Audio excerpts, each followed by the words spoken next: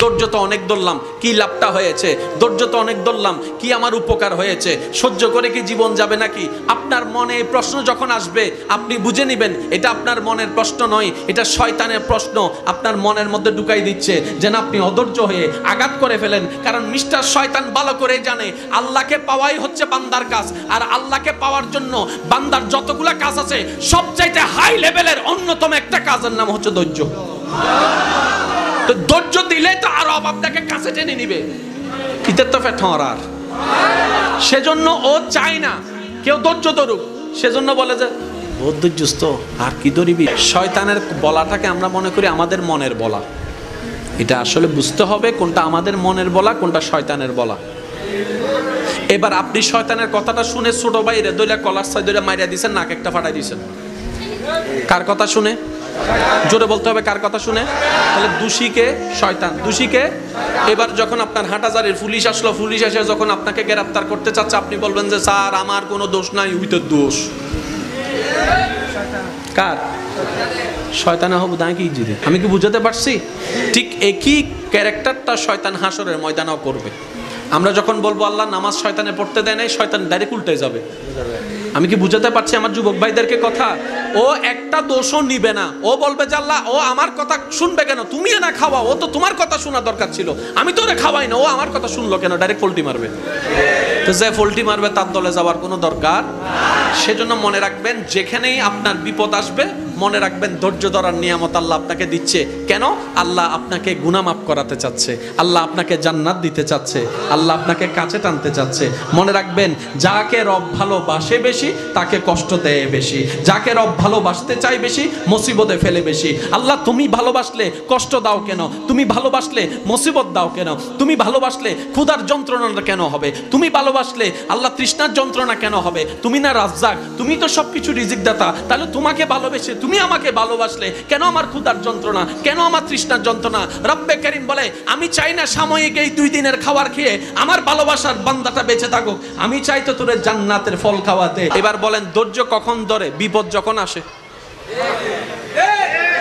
ধৈর্য কখন ধরে? বিপদ কখন আসে? কষ্ট যখন আসে। কষ্টের পরেই বিপদ, বিপদের পরেই ধৈর্য। এবার আমি বলবো আপনারা শুধু আছে না নাই, আপনারা যেটা মন চাই সেটাই বলবেন। এজিদ বাহিনীর কাছে ফানির কষ্ট আছে।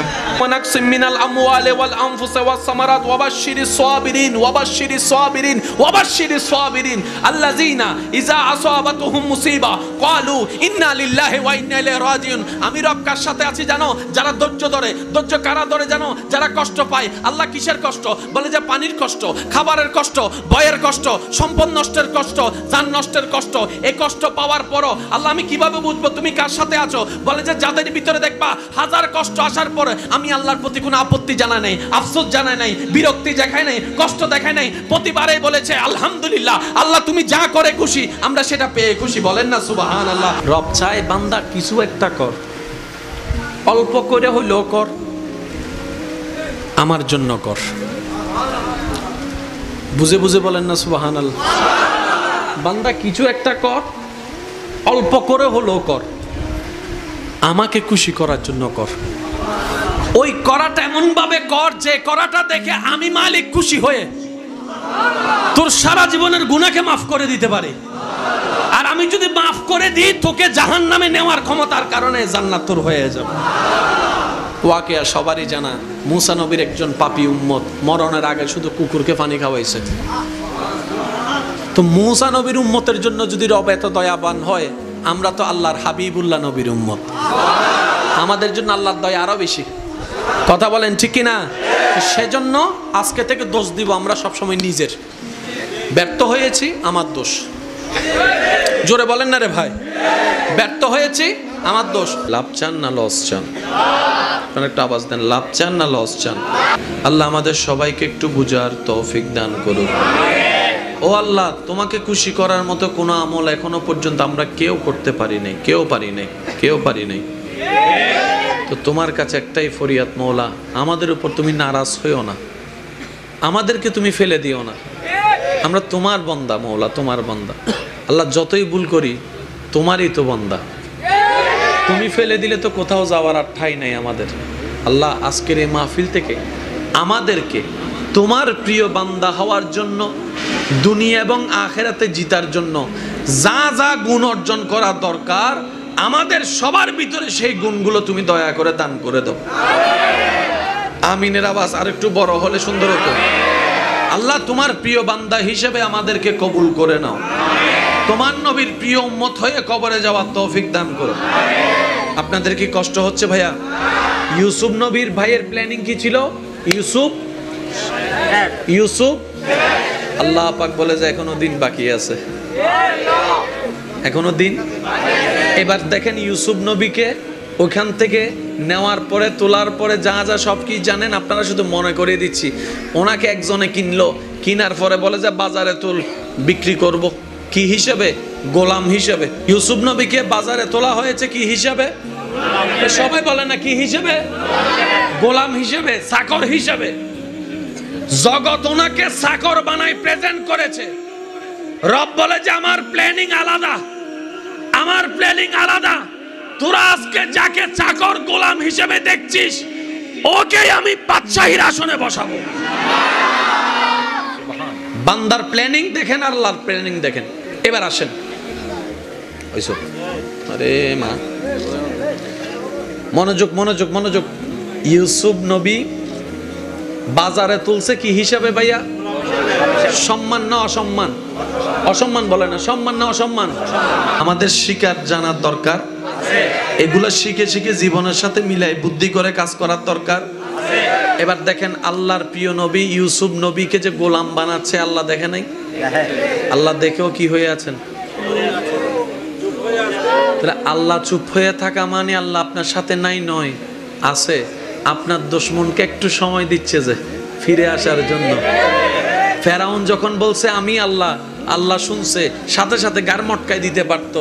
আল্লাহ বলে যে না, আজকে যদি তাকে সাথে সাথে সাদা দিই, সে হাসরের ময়দানে আমারে বলবে আল্লাহ আমি তো ভুল করছিলাম, তুমি তো আমাকে ফিরে আসার জন্য সময় দাও নাই, টাইম দাও নাই। এই কথা যেন বলতে না পারে, আমি তার বছরের পর বছর টাইম দিয়েছি ফিরে আসার জন্য। সেই ফেরাউন যদি মরণের একদিন আগেও বলতো আল্লাহ যা করছি ভুল করছি, আমি রহমান তারে মাফ করে দিতে রাজি আছি। কিন্তু সে তো আসে নাই, গাদ্দারি করছে। ভাই আমার কথা কি বুঝতেছেন আপনারা? এবার আসেন, ইউসুফ নবীকে জগতে কি বানাইছে? সম্মান দিল না অসম্মান? আল্লাহ পাক বলে যে এখনো আমারটা বাকি আছে। এবার দেখেন হিকমত কিভাবে ঘুরতেছে। ওই বাজারে যতগুলা গোলাম, মানে তো বুঝতে পারছেন, মানে তৎকালীন সময়ে মানুষ কেনা বেচা হতো মানে টাকার বিনিময়ে। এটা তো বলতেও তো অসুন্দর, যেটা আমাদের নবী এসে একদম বন্ধ করে দিয়েছেন। সুবহানাল্লাহ। তো যখন ইউসুফ নবীকে বাজারে তুলছে, এখানে তো আরো অনেক মানুষ, অনেক গোলাম তুলছে, তাই না? ইউসুফ নবীর সৌন্দর্যটা এমন ছিল, চেহারার সৌন্দর্য, চোখের সৌন্দর্য এমন ছিল, হাজারটা গাঁদা ফুলের বাগানের ভিতরে একটা গোলাপ যেরকম, হাজার হাজার গোলামের ভিতরে ইউসুফ নবীর চেহারাটাও সেরকম। এবার যেই দেখতে আসে, ওনার চেহারা দেখে যে বিক্রি করতে আসছে ওনারে বলে, চেহারা দেখে তো গোলাম মনে হচ্ছে না, মনে হয় যেন বাদশার ফুট, বাদশাহ। এটা তো গোলামের কিছুই লাগে না, ওকে দেখতে গোলামের তো কিছু লাগেই না, দেখতে তো বাদশাহ মনে হচ্ছে। যখন যে জিনিসটা ইউনিক হয়, এটার দাম একটু জোরে বলে না, দাম একটু বেশি। আর দাম যদি বেশি হয় সবার পক্ষে কিনা সম্ভব, কিনতে হবে টাকাওয়ালা। তো তৎকালীন টাকাওয়ালাকে, রাজা বাদশার সাথে যারা থাকে ওরা। এবার দেখেন আল্লাহর হিকমতটা দেখেন, সবাই এসে এসে দেখে দেখে আফসোস করে করে চলে যাচ্ছে, টাকা তো নাই, টাকা তো নাই, টাকা তো নাই। সবগুলান 500 টাকা, এটার দাম 5000 টাকা, আমার পক্ষে কিনা সম্ভব না, টাকায় টাকা ছাড়া। এখন বাদশার একজন প্রতিনিধি, বাদশার কাছের মানুষ যখন আসছে, আসার পরে দেখেছে মা চেহারা তো মাশাআল্লাহ, কেউ তো কিনতে পারবে না, তা আমি তো বাদশার মানুষ, আমি কিনতে না পারলে তো প্রেস্টিজ স্পন্সর, ল আমারে দে। কিনছে কে? বাদশার কাছের মানুষ। কিনছে কে? যার সবসময় বাদশার কাছে আসা যাওয়া। বুঝেন না একটু? এমন একজন কিনছে যে বাদশার দরবারে সবসময় আসা যাওয়া করে, স্পেশাল মানুষ। এখন ও যদি ইউসুফ নবীকে কিনে, এখন অটোমেটিক ইউসুফ নবী ডাইরেক্ট ঢুকে গেছে গোলামের রাজ্য থেকে বাদশার করে। সবাই যেখানে ওনাকে দোকানে বন্দি করার চিন্তা করছে গোলাম হিসেবে, ভাইদের প্ল্যানিং ছিল হয়তো এটাই। আল্লাহ পাক বলে যে আমার মনসা আলাদা, তোরা যাকে গোলাম বানালি আমি তাকে বাদশা বানাবো, যাকে তোরা বাজারে রাখতে চেয়েছিস আমি আল্লাহ কুদরতি ব্যবস্থাপনা এখন ডাইরেক্ট রাজমহলে ঢুকাই দিছি। হিকমতকার আল্লাহ। ওইটা আপনার জীবনে আসা পর্যন্ত আপনাকে অপেক্ষা করার নামেই ধৈর্য। আবার বলছি, প্রত্যেকটা মানুষের জীবনে আল্লাহর একটা স্পেশাল দয়া থাকে। ওই দয়াটা আসা পর্যন্ত চুপ করে বসে থাকাটা, আমার আল্লাহ যা করে যা করে যা করে, এটার নাম ধৈর্য, এটার নাম সহ্য। আর যে ধৈর্য ধরে, ইন্নাল্লাহা মা সাবিরিন, রব তার সাথে থাকে। আর রব যার সাথে হয় সে কখনো ফেল হয় না।